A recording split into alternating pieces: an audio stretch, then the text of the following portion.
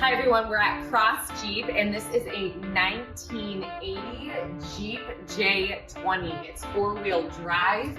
It even has the original 1971 Winch up here.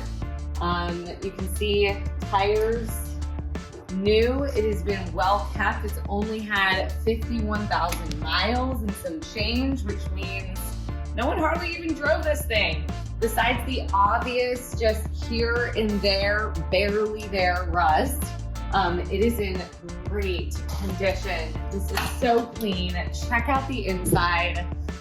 It's like your grandpa used to make them. Such smooth leather. Look at the carpet. I mean, it is looking good. Again, this is like where the phrase oldie but goodie, I feel like, came from. So again, 1980 Jeep J20. It has a little over 51,000 miles, and you can go to our website at crossjeep.com.